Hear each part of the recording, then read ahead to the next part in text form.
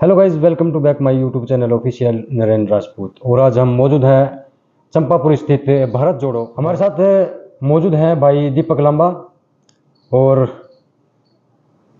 वही हम आपको बताना चाहेंगे, लोकसभा चुनाव जैसे ही खत्म हुए हैं तो विधानसभा चुनाव की तैयारी शुरू हो चुकी है। और जो उम्मीदवार हैं उन्होंने भी अपना अपना प्रचार प्रसार कहीं ना कहीं शुरू कर दिया है। तो हमारे साथ भाई दीपक जुड़े हैं, उनसे भी हम जानना चाहेंगे। भाई साहब, सबसे पहले हमारे चैनल में आपका स्वागत है। जी धन्यवाद नरेंद्र जी, आप आए और आपके माध्यम से आपके दर्शकों से पूरे हरियाणा की जनता से बात करने का मौका मिलेगा। ये अपने आप में एक सुनहरा अवसर है। सर, एक थोड़ा सा अपना परिचय और करवा दीजिए पूरा। जी, मेरा नाम दीपक लांबा है और मैं आपके विधानसभा दादरी के ही अचीना गांव का हूं और पेशे से इंजीनियर रहा हूं, वकालत करी है, वकील भी हूं। और हमारा जो संगठन है उसका नाम भारत जोड़ो अभियान है। मैं उसका नेशनल ट्रेजरर था, अभी मैं नेशनल एग्जीक्यूटिव का मेंबर हूं। और हम लोग पूरे देश में भारत जोड़ो अभियान के नाम से हर राज्य में काम कर रहे हैं। लोकसभा चुनाव में हमने 154 सीटों पे काम किया है और वहाँ पे काफ़ी अच्छे रिजल्ट रहे हैं। तो हम लोग सामाजिक जीवन में लगभग पिछले 13 साल से जुड़े हैं। और मेरे नेशनल लीडर जो हैं वो योगेंद्र यादव जी हैं, जिनका नाम आप अक्सर किसान आंदोलन में भी हमारी एक भूमिका के रूप में आपने देखा है और सुना है।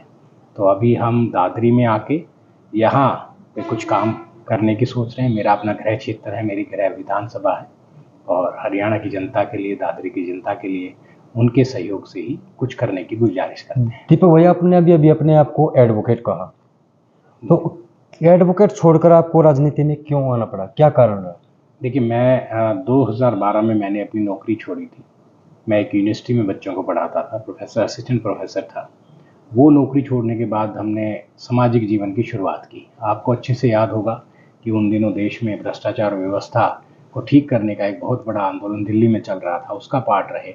उसके बाद कुछ समय तक आम आदमी पार्टी का भी पार्ट थे। उसके बाद आपको अच्छे से पता है, पूरे देश को पता है कि हमारा जो ग्रुप था जिसके लीडर योगेंद्र जी और प्रशांत भूषण जी थे, उनको निकाला गया आम आदमी पार्टी से। उसके बाद हमने अपनी एक पार्टी बनाई जिसका नाम स्वराज इंडिया था। उसने भी कहीं कहीं अपना भाग्य आजमाया, अपना काम दिखा के लोगों से वोट मांगने की अपील की। हरियाणा में भी हमने 25 जगह चुनाव लड़ा। नो डाउट पॉलिटिकल सफलता हमें नहीं मिली उसमें। उसके बाद एक दौर आता है किसान आंदोलन का। किसान आंदोलन की जो नेशनल स्टीयरिंग समिति थी उसके मेंबर रहे योगेंद्र जी, मेंबर थे, मैं भी उसका एक को मेंबर था, साथ में उनके मेंबरशिप थी मेरी। और इसके अलावा बाद में आपको पता ही है, देश में जो ऐतिहासिक 2 यात्राएं हुई उसमें रहे। एडवोकेट की बात मैं अभी बता दूं, मैं पेशे से इंजीनियर था, इंजीनियरिंग की पढ़ाई की। आपको अच्छे से पता है कि इंजीनियरिंग करने के बाद एडवोकेसी करना एक क्वेश्चन मार्क लगाता है कि इंजीनियर थे तो एडवोकेट क्यों बने। लेकिन जैसा मैंने आपको बताया, 12 साल से हम सामाजिक आंदोलनों से जुड़े हैं। तो बीच में इतना जरूर समय था कि मैं आंदोलन भी कर रहा था और मेरे पास जो खाली समय था उसमें मैंने कॉरेस्पॉन्डेंस से अपनी LLB की पढ़ाई भी पूरी की। और अभी भी मेरी पढ़ाई जारी है। अभी भी मैं एक रिसर्च से जो अभी भी पढ़ाई आपकी जारी? जारी का मतलब ये है कि जब भी मुझे टाइम मिलता है, हमने एक ऑटोमोबाइल सेक्टर का एक रिसर्च ग्रुप बना रखा है जिसमें कुछ यंगस्टर्स भी हैं, इंजीनियर्स भी हैं। तो टाइम टू टाइम हम कुछ उसके प्रति कुछ रिसर्च और वो काम भी उसमें भी थोड़ा इन्वॉल्व रहते हैं। तो पढ़ाई होती रहनी चाहिए, आदमी को आगे बढ़ता रहना चाहिए, यही मैं मानता हूँ। आप के उसमें एक परिचय पत्र है, उसमें लिखा हुआ है कि 2011 से स्टार्ट हुआ था अपने काला धन और भ्रष्टाचारी का जो आंदोलन है वो शुरू हुआ था जी। और आप 2011 से ही राजनीति में सक्रिय रहे हैं। तो 2011 की बात करें, 2011 के अंदर कांग्रेस की ही सरकार थी। तो क्या ये जो काले धन के और भ्रष्टाचारी के मुद्दे थे, ये क्या कांग्रेस पार्टी पर थे? बिल्कुल थे। आपको मतलब प्रशांत भूषण जी का मैंने नाम लिया, आपको याद होगा देश में एक बड़ी बड़ी संख्या में रुपयों की बात हो रही थी, 90,000 करोड़ लूट लिए गए, है ना, गबन हो गया, बहुत बड़े बड़े नाम आए। कहीं कॉमनवेल्थ जो गेम थे उसके घोटाले सामने आए। उस समय जो ग्रुप काम कर रहा था एंटी करप्शन के लिए, उसमें हम लोग ही शामिल थे। हमारे नेताओं के साथ हम as a volunteer, as a कार्यकर्ता काम करते थे। तो उस समय जो सरकार थी कांग्रेस की थी, कांग्रेस के खिलाफ काम किया है। लेकिन मैं मतलब स्पष्ट करना चाहता हूँ, वो कांग्रेस को और अब की कांग्रेस को आप जब कंपेयर करते हैं तो उसमें बहुत सारा अंतर है। राहुल गांधी एक नेता के रूप में उभरे हैं। वो जिन सवालों पे आज आवाज़ उठा रहे हैं, कांग्रेस को असलियत में वो आवाज़ आज़ादी के बाद उठानी चाहिए थी। आपका कहने का मतलब है जो 2011 के अंदर जो पॉलिटिक्स के अंदर नेता थे वो करप्ट थे? देखिए, करप्ट नेता, भ्रष्टाचारी जब भी होते हैं जब कोई नेता भ्रष्ट होता है। करप्ट नेता तो आज भी होंगे, हर पार्टी में होंगे, लेकिन पार्टी की अपनी एक लाइन होती है, जो उसका शीर्ष नेतृत्व है वो क्या विजन लेके चल रहा है। देखिए, करप्शन तो हर जगह है, हर सिस्टम में है, आप किसी भी देश में जाइए करप्शन रहेगा, उसके खिलाफ संविधान और कानून अपना काम करते हैं, लेकिन पार्टियों की एक लाइन होती है कि मैं अपने देश को यहाँ लेके जाना चाहता हूँ। जैसे आज की बात करें, आप मेरे से स्पष्ट भी पूछ सकते हैं कि भी कांग्रेस के खिलाफ काम किया, आज कांग्रेस के साथ आप काम कर रहे हो, ऐसा क्यों? क्योंकि इस समय जो लड़ाई है वो हम संविधान और लोकतंत्र बचाने की लड़ाई में है। तो हमें पता है कि जिस तरह इमरजेंसी के बाद कांग्रेस को हटाना जरूरी था, देश को बचाने के लिए राहुल गांधी जैसे नेता के नेतृत्व में कांग्रेस को आज के दिन लाना भी जरूरी है, और उसी काम में हम 2.5 साल से लगे हैं। सर, आप वकील हैं और हमारी जनता भी जानना चाहती है, क्योंकि कांग्रेस के प्रति काफ़ी क्वेश्चन मार्क है, काफ़ी लोगों के मन में सवाल है, क्योंकि बिल्कुल है। भाजपा जब भी कोई मौका आता है तो वो दाव खेलने में पीछे नहीं हटती, और वो कहीं ना कहीं कांग्रेस की बुराई भी करती है। तो वो जो बुराई है वो कई जो आदमी हैं, कई लोग होते हैं जिनके दिमाग में घर घाल जाती है। तो अब मैं जानना ये चाह रहा हूँ, जैसे पहले की कांग्रेस में और अब की कांग्रेस में क्या अंतर है? देखिए, कांग्रेस में जब हमने विरोध किया, हम किसी व्यक्ति और पार्टी के खिलाफ का विरोध नहीं था, वो विरोध था एक भ्रष्टाचार का। भ्रष्टाचार सरकार में हुए और उससे कोई भी पल्ला नहीं झाड़ सकता। भ्रष्टाचार उस समय हम लाने वाले, उभारने वाले एक संस्था के रूप में काम करते थे। आज के दिन कांग्रेस की यदि आप वार्ता सुन लें, आज उनका कंडक्ट लोकसभा में सुन लें, इस चुनाव में आप शामिल रहे यहाँ लोकली, आपको याद है सबसे ज़्यादा किस चीज़ का पर्चा बटा? गारंटी कार्ड का। गारंटी कार्ड की बात करें तो उसमें 3 न्याय की बात थी, आर्थिक, सामाजिक और आपकी भागीदारी के न्याय की बात कर रहे थे। तो जब न्याय के सवाल पे बात हो रही है, जब मुद्दों पे बात हो रही है, तो आप आराम से समझ सकते हैं कि उस समय की कांग्रेस और इस समय की कांग्रेस में जमीन आसमान का फर्क है। कर्नाटका में सरकार बनी, कर्नाटका में सरकार बनने के बाद जो 5 गारंटियां वहां बोला गया था, मैं कर्नाटका के चुनाव में 2.5 महीने वहां रहा, राजस्थान में भी 2.5 महीने रहा। राजस्थान में भी आप योजनाओं की बात करें तो पिछली कांग्रेस सरकार की योजनाएं आज भी लोग याद करते हैं। योजनाएं अच्छी थी, मुद्दों पे बात हो रही थी, गारंटी कार्ड बंट रहे थे, और कर्नाटका में जो वादा किया उसको पूरा किया गया टाइमबद्ध तरीके से। तो ये कांग्रेस अब बदलती हुई नजर आती है, और इसी वजह से हम समर्थन कर रहे हैं। और उसमें और सुधार करने के लिए मुझे लगता है कि बहुत से साल, जो आने वाले साल हैं, उसमें आप जैसे और हम जैसे लोगों को उनके साथ मिलकर काम करना होगा। और राहुल गांधी की तो अपनी इच्छा है कि वो ये चाहता है कि नई लीडरशिप आए, नई सोच के लोग आए, जो मेहनत करना चाहते हो और अच्छे से अपनी जनता के प्रति जो नौकरी उन्हें मिलेगी एज ए पब्लिक रिप्रेजेंटेटिव, उस नौकरी पे वो खरे उतरें। तो मुझे लगता है जिस तरह वो लीडर ऑफ अपोजिशन की भूमिका खुद निभाते हुए नजर आ रहे हैं, वो आने वाले समय में कांग्रेस की पार्टी की तरफ से जो लोग जीत के जाएंगे, वो उनसे भी यही उम्मीद कर रहे हैं कि वो भी अपने क्षेत्र में जिन वादों के साथ वो जनता के सामने आए और जीते, उन वादों को पूरा करते हुए, उन पे बात रखते हुए वो नजर आए। तो मुझे लगता है कांग्रेस बदलती जा रही है, और मुझे लगता है कि आने वाले समय में उसमें और अच्छे बेहतरीन बदलाव होंगे। कांग्रेस के बदलाव का कारण 2024 में स्पष्ट रूप से देखा जा सकता है। 2 लोकसभा के चुनाव थे, भाजपा 10 की 10 सीटों का दावा कर रही थी, 400 पार का दावा कर रही थी, लेकिन कहीं ना कहीं सभी जो सपने थे भाजपा के वो टूटते नजर आ रहे हैं। इसके बारे में क्या कुछ आपका? देखिए, आपको मैं 2014 में लेके जाना चाहता हूँ। 2014 में बीजेपी ने आने से पहले भ्रष्टाचार, काला धन, 15 लाख, विकास, नौकरियां, 2 करोड़ नौकरियां पर साल, मुद्दों की बात की। हाँ, 15 लाख रुपए हर आदमी के अकाउंट में आएंगे, 2 लाख नौकरियां, 2 करोड़ नौकरियां मिलेंगी, है ना, और भ्रष्टाचारियों को हम जेल भेज देंगे, सारा पैसा आके बांट देंगे, है ना। उसके बाद क्या हुआ? उसके बाद ये मुद्दे कहीं हवा में चले गए। आपको याद है, आते ही बीजेपी ने एक योजना चलाई थी कि हर सांसद ने 2-2 गाँव को गोद लिया था। वो गोद लिए हुए गाँव आज भी लवारिस और अनाथों की तरह पड़े हैं। तो योजनाएं बना के बात करके ये सत्ता में आए, लेकिन आने के बाद ये कहाँ जाते रहे? उसके बाद धर्म की राजनीति, मुद्दाविहीन राजनीति, आप जाके धर्म पे बैठे, हिंदू मुस्लिम में अंतर की राजनीति, जात के नाम पे लड़ाने की राजनीति। अल्टीमेटली 19 आते आते आप 19 में जो आपने वोट लिया वो देश की सुरक्षा के नाम पे लिया। देश की सुरक्षा के नाम पे आप सरकार बनाते हैं, और 19 के बाद अभी आपको पता है नॉर्थ ईस्ट में क्या हो रहा है, चाइना ने क्या कर लिया। तो मुद्दे बनाए काम कुछ किया नहीं, और उसके बाद एक नया मुद्दा जिसमें कुछ काम नहीं करना था, सिर्फ नफरत फैलानी थी, वो शुरू किया। तो मुझे लगता है जो बीजेपी की रास्ता है वो उनका डिग्रेड होता जा रहा है। कांग्रेस ऊपर की तरफ बढ़ती जा रही है, कांग्रेस मुद्दों की तरफ जा रही है और बीजेपी मुद्दा वहीन होती जा रही है।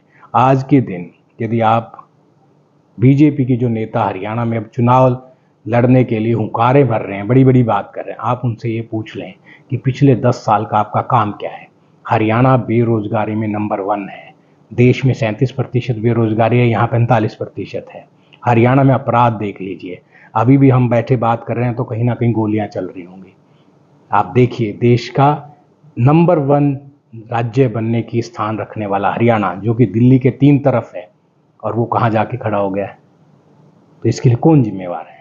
बीजेपी सरकार जिम्मेवार है। सिर्फ मुख्यमंत्री बनने से, बदलने से, मंत्री बदलने से कुछ काम चलने वाला नहीं है। आपको अपनी नीतियां भी बदलनी होगी और जनता जिनको चुन के लाएगी उनके लिए गद्दी भी खाली करनी पड़ेगी अब के बाद। ये जो यहाँ पर कार्यालय खोला गया है, भारत जोड़ो भवन जी, ये किस उद्देश्य से खोला गया है? क्या मेन उद्देश्य रहेगा?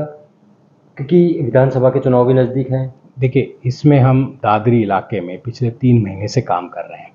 हमारी टीमें डोर टू डोर घरों में जा रही हैं। परिचय पत्र जो मैंने आपको दिखाया अभी, वो हर घर तक पहुंचाया है हमने गांव का सर्वे किया है। हमें ये पता लगा है कि यहाँ की मुख्य समस्या गांव की क्या है और उनकी मांगे क्या हैं। हमने 62 की 62 गाँव, 63 गाँव का सर्वे हम कर चुके हैं। शहर अलग है, तो अब हम उन मुद्दों पे काम कर रहे हैं।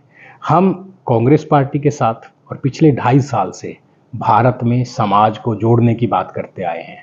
इसीलिए हमने अपने इस कार्यालय का, अपने इस घर का, उस काम को एक बड़ा नाम देते जो हुए, राहुल गांधी जी ने भारत जोड़ो आंदोलन किया था, पैदल यात्रा की थी, उसी के नाम के ऊपर ये हाँ, कार्यालय उसी के नाम पे हमने रखा है भारत जोड़ो भवन, ताकि आने वाली पीढ़ियों को, आने वाले समय में लोगों को ये देख के याद आता रहे कि देश में कुछ ऐसा काम भी हुआ था और जो कि ऐतिहासिक था। क्या ये भवन परमानेंटली रखा जाएगा फिर, या फिर इलेक्शन के बाद में इसको बदल दिया जाएगा? नहीं, ये परमानेंट रहेगा।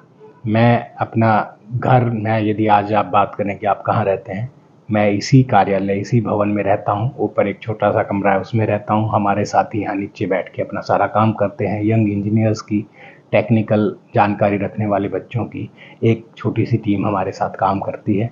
वो यहीं काम करते हैं और ये मुझे लगता है ये कार्यालय आने वाले समय में यही एक एस्टेब्लिशमेंट की तरह विकसित होगा। और हम लोग ये चाहते हैं कि मेरा इस क्षेत्र के लिए एक सपना है। मैं चाहता हूं कि हर व्यक्ति के लिए यहाँ पढ़ाई, कमाई और दवाई, तीनों चीज़ों के लिए बेहतरीन इंतजाम हो। तो इसी सपने को लेके मैं इस क्षेत्र में आया हूँ। क्षेत्र में मेरा अपना है, मेरा गांव अचीना है और मैंने अपनी ज़िंदगी के हर एक वोट यहाँ से डाली है, यहीं का वोटर हूँ। मेरा रजिस्ट्रेशन भी आपके बार में है। मेरे बाप दादाओं की ज़मीन, हमारा घर सब यहाँ है। और हमारा जो पुराना घर एक हमने कर लिया था वो भिवानी था, क्योंकि उस समय आपका और हमारा जिला भिवानी होता था। तो भिवानी ज़िले में भी घर था। तो अब ये था कि जब यहाँ काम करना है तो यहाँ पे एक बसने के लिए, अपने वॉलंटियर्स के रहने के लिए एक भवन तो होना चाहिए। तो ये मेरा घर नहीं होके हम सबका सामूहिक भवन है और इसमें सिर्फ मेरी टीम के अलावा क्षेत्र के लोगों का भी हमेशा से इसके दरवाजे खुले रहेंगे। तो जो लोग आते हैं दादरी, किसी को किसी काम से आना होता है, कुछ आना होता है, ये उनके लिए एक परमानेंट जगह होगी। और आने वाले समय में यदि मुझे यहाँ के लोगों ने नौकरी दी, अपना रिप्रेजेंटेटिव बनाया, तो इसमें और सुधार करेंगे हम। तो ये जो लोकसभा, विधानसभा के चुनाव नज़दीक आते जा रहे हैं, जो जो दिन निकल रहे हैं, विधानसभा के चुनाव भी बिल्कुल नज़दीक आ रहे हैं, तो क्या कुछ तैयारियां की जा रही हैं? किस प्रकार से आप एक हमारे दर्शकों को बताना चाहिए? देखिए, हम लोग पहले से 3 महीने से, मैं कह रहा हूँ, समय से हम काम में लगे हैं। हम गाँव के बीच जा रहे हैं, लोगों से बात कर रहे हैं और इसमें कोई डाउट नहीं, ये सारी जो तैयारियां हैं, मैं अपना कैंडिडेचर यहाँ के पब्लिक रिप्रेजेंटेटिव के रूप में पुट कर रहा हूँ। मैं अपना काम दिखा रहा हूँ 13 साल का कि मैंने ये किया है, अब मैं ये करूँगा, मेरा सपना ये है। ये सब बात करते हुए मैं लोगों को कह रहा हूँ कि आप मुझे सपोर्ट करिए, मेरे को आशीर्वाद दीजिए और मैं आपके रिप्रेजेंटेटिव की तरह इस क्षेत्र के लिए कुछ काम करके दिखाऊंगा। तो सीधा हिसाब है कि हम लोग चुनावी तैयारियों में भी व्यस्त हैं, चुनाव में अपने दावे भी पेश करेंगे और यदि कांग्रेस के सिस्टम ने उन दावों को या उस जो काम को इवैल्यूएट करके मुझे काबिल समझा, तो टिकट यदि मुझे मिलती है तो मैं पूरे जोर से यहाँ चुनाव भी लड़ूंगा और अच्छे से यहाँ के रिप्रेजेंटेशन आप देखेंगे। हमारा छोटा सा जिला है और यहाँ पे रेवेन्यू इतना ज़्यादा है, फिर भी इसके विकास के लिए, कोई व्यवस्थाओं को ठीक करने के लिए कोई वाली वारिस, कोई इसको सुध लेने वाला नहीं। सर, हम मीडिया के माध्यम से काफ़ी लोगों से भी मिले हैं, काफ़ी मुलाकातें भी हुई हैं, लेकिन जैसे बात करते हैं चुनाव के समय में, लोग सभी आते हैं, पैर जोड़ेंगे, हाथ जोड़ेंगे, बड़े बड़े दावे किए जाते हैं, लेकिन जो जनता से दावे किए जाते हैं वो कहीं भी पूरे होते नजर नहीं आ रहे हैं, लेकिन जो विकास है वो जो का त्यों है। देखिए, धरातल पर कोई विकास कार्य नहीं हुए।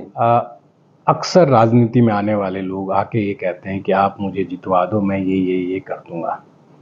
वो बात मैं भी कह रहा हूँ, मैं उनसे कोई ज़्यादा बड़ा अलग नहीं हूँ। बात हमेशा राजनीति में यही कहा जाता है, जब आप अपने बारे में बताते हैं तो ये बताते हैं कि मेरा सपना ही है, मैं भी वही कर रहा हूँ। लेकिन उसमें और इसमें एक फ़र्क है, फ़र्क सीधा और बेसिक है। मैं अपना काम 13 साल में जो मैंने काम किया है वो मैं बता रहा हूँ। मैंने ना अपनी जेब से, अपने पैसे से कोई सामाजिक सेवा, ऐसा नहीं है कि कहीं मैंने प्याऊ खोल दिए, कहीं भंडारा लगा दिया।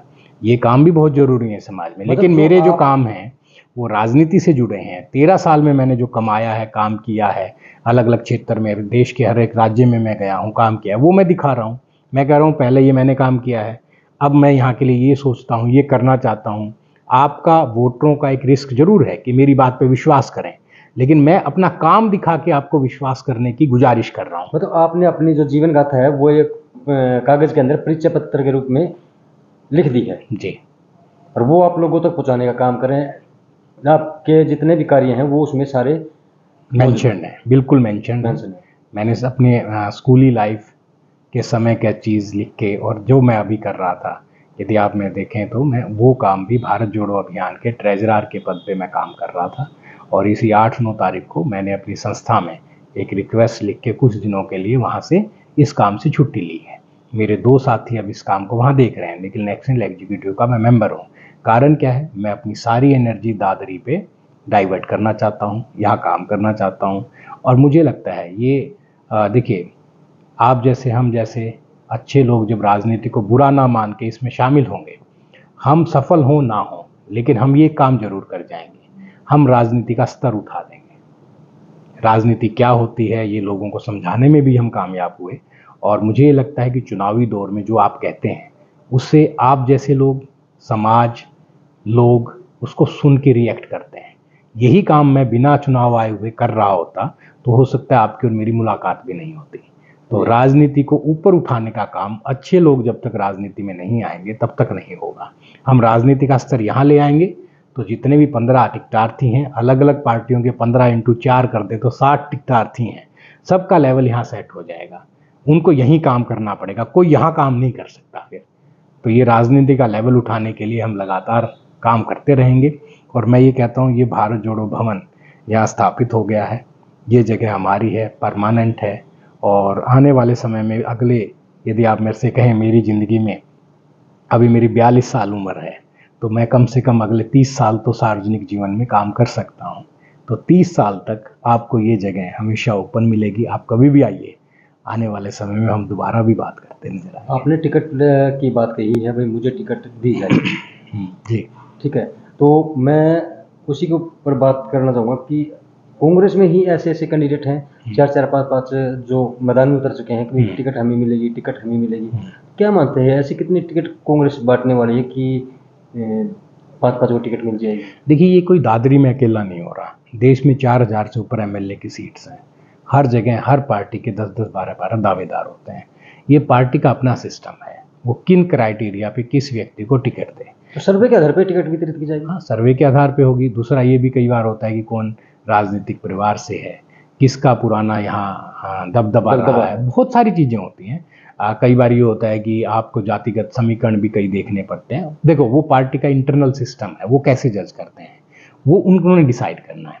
मैं ये दावा भी नहीं कह रहा, मैं ये आपके सामने बिल्कुल कतई नहीं कह रहा कि टिकट मुझे मिल रही है। मैं कह रहा हूँ मैं आवेदकों में से एक हूँ और मैं अपना काम दिखा के आवेदक बनूंगा। और आपका यदि मान लो कांग्रेस का सिस्टम, कांग्रेस की जो स्क्रीनिंग समिति है या टॉप लीडरशिप है, उसको मेरे काम पे, मेरे पुराने आचरण पे मैं अपना बायोडाटा दे रहा हूँ, अपने रेफरेंस दे रहा हूँ। यदि आप मेरे से पूछें कि भाई किसान आंदोलन में किससे पूछना है तूने काम किया कि नहीं किया, मैं कहता हूँ मैंने ये काम लिखा है। आप किससे पूछोगे? जाके उग्रा साहब से पूछ लो, राज्यपाल जी से पूछ लो, डॉक्टर दर्शन पाल जी से पूछ लो, योगेंद्र यादव जी से पूछ लो, टकैत जी से पूछ लो। आप पूछो क्या कि इस लड़के ने काम किया। भारत जोड़ो अभियान की मैं बात करता हूँ, आप पूछिए, आप किससे पूछेंगे? योगेंद्र यादव जी से पूछ लीजिए, केसी वेणुगोपाल से, दिग्विजय सिंह जी से कि क्या ये यात्रा में था, इसने कुछ काम किया। राहुल गांधी से पूछ लीजिए कि क्या इस लड़के को कभी देखा, काम करता हुआ दिखा। तो मैं आपको बायोडाटा दे रहा हूँ। जैसे आप यदि किसी कंपनी में या मैं आपके चैनल पे नौकरी मांगने आऊँ तो आप क्या कहेंगे? पहले बायोडाटा दे दे भाई, फिर कहोगे कि भाई ये बायोडाटा में लिखा है, इसका कोई रेफरेंस दे दे। मैं आपको दोनों चीज़ प्रोवाइड कर रहा हूँ। एक जागरूक जनता के प्रतिनिधि होने के आप भी प्रतिनिधि हैं और मैं प्रतिनिधि बनने के एप्लीकेशन दे रहा हूँ। हमें वो पूछना चाहिए, बात करनी चाहिए, सच लगे, ठीक लगे, परख पे ठीक निकलूँ तो मुझे इसका मौका दें। हाँ, मैं कतई उन राजनेताओं में से नहीं हूँ जो अपने संसाधनों से या पुराने पैसे से सिर्फ समाज सेवा का एक अलग सा रूप दिखाते हैं। वो समाज सेवा जरूरी है, समाज में चैरिटी नहीं होगी तो बात नहीं बनेगी, लेकिन चैरिटी ही राजनीति है ये नहीं है। आप चैरिटी के नाम पे जो भी समाज सेवा करते हैं वो देश में पुराने समय से उद्योगपति और पैसे वाले लोग करते आए हैं, लेकिन वो राजनेता नहीं है। पैसे के दम पे की हुई राजनीति कभी भी राजनीति का नया स्वरूप नहीं देगी। तो मैं यहाँ हूँ, ग्राउंड वर्क के लिए हूँ, पैसे के दम पे कोई काम नहीं करूँगा। जाऊँगा, ग्राउंड में जाऊँगा। अभी जैसे आपने बताया इसका उद्घाटन है परसों हमारे कार्यालय का, उसके बाद 22 जुलाई को हम अपनी एक यात्रा की शुरुआत कर रहे हैं। जब आप 14 को प्रेस कॉन्फ्रेंस में आएंगे तो उस कार्यक्रम की विस्तृत जानकारी हम आपको देंगे। तो आप ग्राउंड पे जाके चेक भी करना कि जो इन्होंने कहा कर रहे हैं कि नहीं कर रहे हैं। तो परसों के आपने उद्घाटन करने की बात कही है, तो किन किन लोगों को बुलाया जा रहा है और कितने लोग पहुंचने की? देखिए मैं जिस तरह राजनीति में एक अलग आयाम पे जाने की बात कर रहा हूँ, मुझे ये लगता है दादरी विधानसभा का जो मामला है वो दादरी विधानसभा के वोटर और उनके रिप्रेजेंटेटिव के बीच का है। आप ये कहें किसी बड़े नेता को बुला लें, सेलिब्रिटी को बुला लें, उसके हक में मैं कभी नहीं हूँ, ना कभी होऊंगा। तो ये जो आप देखेंगे इसमें आप, मतलब मैं और वोटर, आप, मैं, वोटर और दादरी के लोग शामिल होंगे। हम लोग यहाँ पे हवन करेंगे सब मिलके और प्रसाद के रूप में लड्डू खाएंगे, आपस में एक दूसरे से बात करेंगे, दुख सुख शेयर करेंगे, बस यही कार्यक्रम है।